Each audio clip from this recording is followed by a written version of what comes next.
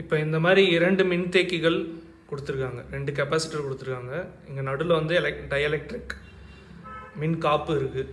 இங்கே இந்த பாதியில் மின் காப்பு இருக்குது, இங்கே இந்த பாதியில் மின் காப்பு இருக்குது. இதனுடைய இரண்டினுடைய மின்தேக்கு திறன் அதுதான் நம்ம கண்டுபிடிக்கணும். மின்தேக்கு திறன்ன்றது என்னது? ஒரு விகிதம், ஒரு ratio. Q/V, charge by voltage, அதாவது மின்னூட்டம் பை மின்னழுத்த வேறுபாடு. சரி, இப்போ முதல்ல காசியன் லாக்கு வரும். காசியன் லா என்ன சொல்லுது? மின்பாயம் வந்து எலக்ட்ரிக் ஃபீல்டு, மின்புலன் இன்டு பரப்பு ஏரியா. இங்கே வந்து ஏரியா முழுக்க ஏ இருக்குது, அது வந்து டிஏ வந்து ஏன்னு எழுதலாம். இ இன்ட்டு ஏ Q/ε0. இது நம்மளுக்கு தெரியும். ஒரு புள்ளி மின்னூட்டம் அதனுடைய பாயிண்ட் சார்ஜினுடைய சார்ஜ் வந்து Q/ε0 இருக்கும். அது வந்து மின்புலம், அதிலிருந்து மின்புலம் நம்மளுக்கு தெரிய வருது Q/A/ε0. சரி, இப்போ வந்து V அப்படிங்கிறது ஒரு குளும் சார்ஜில் நடக்கிற வேலை தான் V. ஈங்கிறது ஒரு குளும் சார்ஜில் ஏற்படுற ஃபோர்ஸ், விசை தான் வந்து இ. இப்போ வேலை work is equal to force into displacement, அதுதான் நம்மளுக்கு V is equal to ED. அது நம்மளுக்கு என்ன இருக்குது? Q into D, Q into D, Dன்றது இந்த தூரம், Q into D by A into ε0. இதை வந்து நம்ம இங்கே போட்டோன்னாக்கா நம்மளுக்கு என்ன வரும்? C இஸ் ஈக்குவல் டு ε0 A/Dன்னு வரும். வெறும் ஏரியா அப்புறம் இந்த டிஸ்டன்ஸ், இந்த பரப்பும் இந்த நீளமும் இதில் தான் வந்து, இந்த தூரமும் இந்த பரப்பும் தான் வந்து C டிபெண்ட் ஆகிருக்கும். எவ்வளோ இது சார்ந்து இருக்கும், எவ்வளோ ஏவும் டியும் மாறுதோ அந்தளவுக்கு C மாறும்.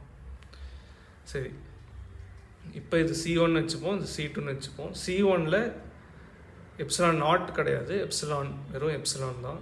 சீனுடைய விடுத்திறன், அதாவது இந்த டயலெக்ட்ரிக்கோட பர்மிட்டிவிட்டி, எந்த அளவுக்கு வந்து உள்ளார வந்து ப்ளஸ்ஸும் மைனஸும் இந்த எலக்ட்ரிக் ஃபீல்டில் வச்சாக்கா எந்த அளவுக்கு இது மாறுபடும், ப்ளஸ்ஸும் மைனஸாக வரும், அதுதான் வந்து எப்சிலான். எப்சிலான் வந்து எப்பயுமே ε0 அதிகமாக தான் இருக்கும். அதனால் C1உடைய மின்தேக்குத்திறன் C2 விட அதிகமாக இருக்கும்.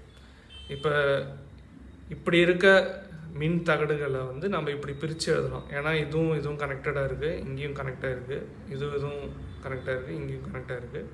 இப்போ C1ம் C2வும் பேரலாக ஆகிடுது. பேரலாக இருக்கும்போது C1 + C2 தான் வந்து மொத்த மின்தேக்கு திறன். அது எவ்வளோ? ε0 A/2D × 1 + ε0R. சரி, இந்த மின்தேக்கி வந்து இங்கேயும் கனெக்டாக இருக்குது. அது வந்து இந்த மாதிரி எழுதலாம். இங்கே ப்ளஸ் பேட்டரியோட கனெக்ட் ஆனோடனே இங்கே இருக்க எலக்ட்ரான்லாம் இங்கே போயிடுச்சு. அப்புறம் இங்கே நிறைய எலக்ட்ரான்கள் இருக்குது, இங்கே மைனஸ் வந்துடும். அப்புறம் காற்றில் வந்து இங்கே நிறைய எலக்ட்ரான் இருக்கிறதுனால அந்த எலக்ட்ரான்கள்லாம் இங்கே வந்துடும், ப்ளஸ்ஸு மைனஸ் ஆகிடும். அது வந்து சீரீஸில் இப்படி எழுதலாம். சரி, இப்போ C3 அப்படின்னு எடுத்துக்கிட்டோம்னாக்கா C3 எவ்வளவு? εA/D2 epsilon. C4ல் ε0, இது வந்து வேக்கும், வெற்றிடம். εA/D2 அது வந்து இப்படி எழுதலாம், ε0 அப்படின்றது. ε0ங்கிறது இந்த மாதிரி ε0 இருந்துட்டு ε/ε0, அதுதான் ε0.